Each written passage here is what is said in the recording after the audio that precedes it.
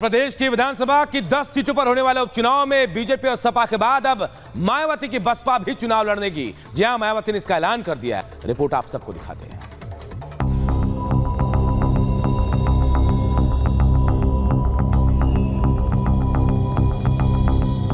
उत्तर प्रदेश में विधानसभा की 10 सीटों पर उपचुनाव होने हैं। इस उपचुनाव में बीजेपी और सपा के बीच कांटे की टक्कर मानी जा रही थी, लेकिन बसपा सुप्रीमो मायावती ने उपचुनाव में उतरने का फैसला ले लिया है।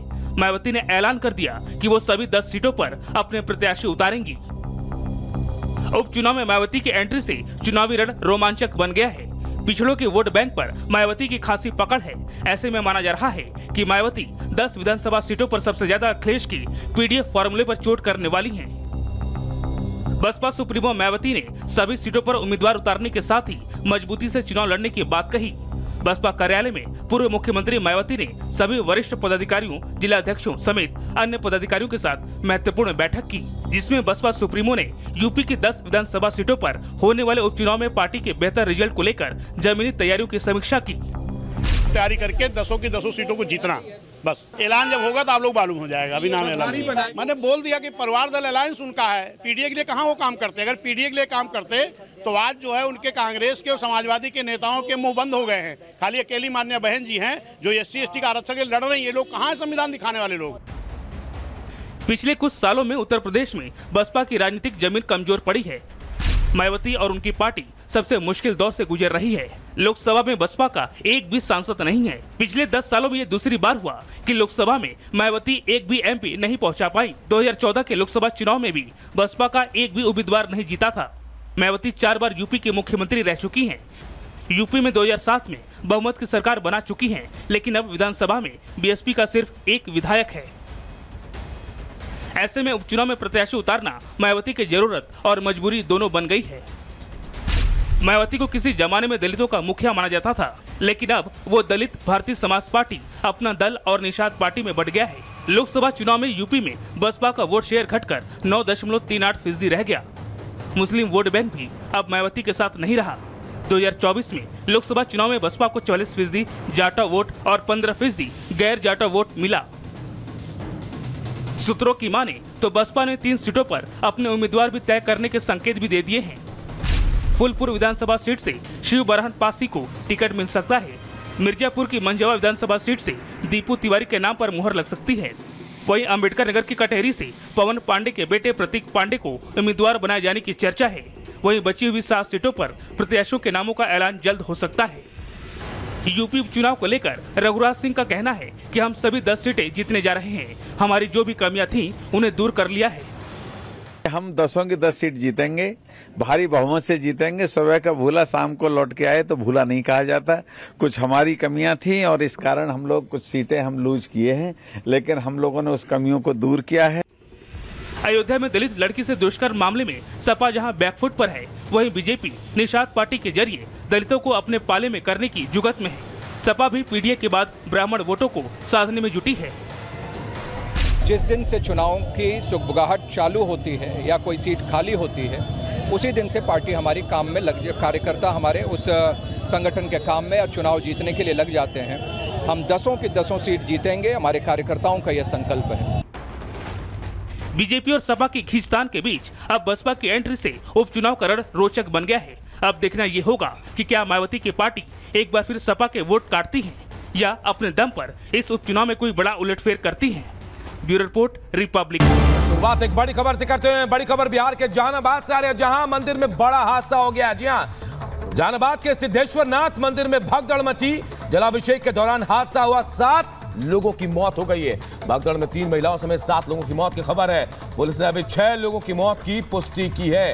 हालांकि ये भी कहा जा रहा है कि आंकड़ा मरने वालों का बढ़ सकता है। तो देखिए, बड़ी खबर बिहार के जहानाबाद से आ रही है, जहां मंदिर में बड़ा हादसा हो गया है। सिद्धेश्वर नाथ मंदिर में भगदड़ मची और इस भगदड़ में 7 लोगों की मौत की खबर है। इनमें से 3 महिलाएं भी हैं। पुलिस ने हालांकि अभी तक 6 लोगों की मौत की पुष्टि की है।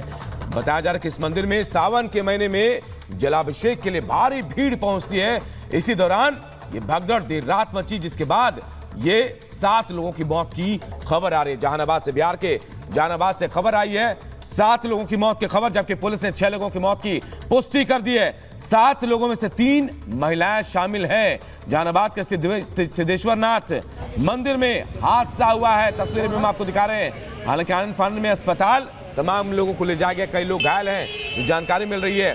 पुलिस की टीम भी मौके पर पहुंची हुई है। बड़ी खबर आपको बता रहे हैं, सावन के महीने में बिहार के जहानाबाद में सिद्धेश्वर नाथ मंदिर में जलाभिषेक के लिए काफी संख्या में लोग पहुंचते हैं और इसी दौरान बताया जा रहा है कि देर रात कल रात भगदड़ मची यहां पर, और इस भगदड़ में 7 लोगों की मौत की खबर आ रही है। जलाभिषेक के दौरान यह हादसा हुआ है, 7 लोगों की मौत, जिनमें से 3 महिलाएं शामिल हैं, क्योंकि सावन को लेकर बिहार में तमाम जो बड़े बड़े मंदिर है, शिवालय है, वहां जलाभिषेक के लिए लोग उमड़ते हैं और ऐसी भीड़ जहानाबाद में देखने को मिली। भगदड़ मची, 7 लोगों की मौत हो गई।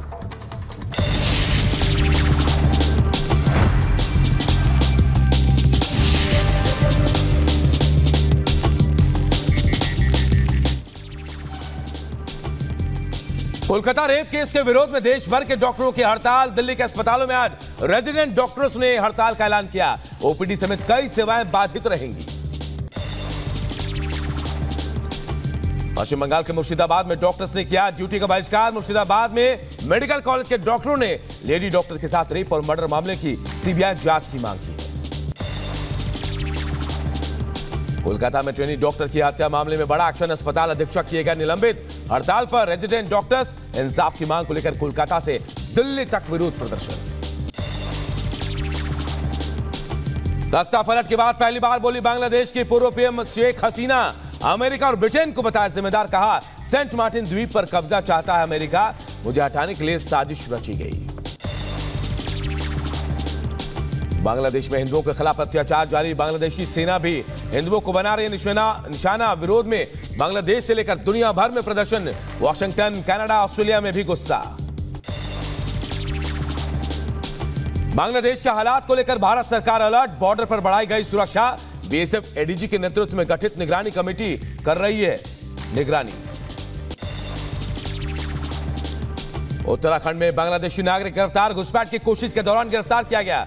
बांग्लादेशी के पास नहीं था वैध दस्तावेज, रुड़की से पुलिस ने गिरफ्तार किया है।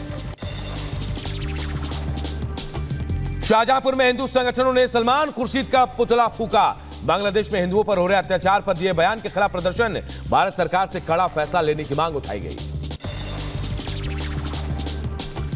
बांग्लादेश में हिंदू अत्याचार के विरोध में कैंडल मार्च, जौनपुर में छात्रों ने कैंडल मार्च निकालकर विरोध जताया। बांग्लादेश में हिंदुओं पर हो रहे अत्याचार के खिलाफ गाजियाबाद में भी प्रदर्शन। शॉप्लेक्स मॉल में सैकड़ों लोगों ने किया प्रदर्शन, भारत माता की जय के नारे भी लगाए। तुलसी पीठाधीश्वर जगत गुरु रामभद्राचार्य ने film The Diary of the West Bengal का ट्रेलर लॉन्च किया, कहा भारत में 80% हिंदुओं की संख्या करके रहेंगे।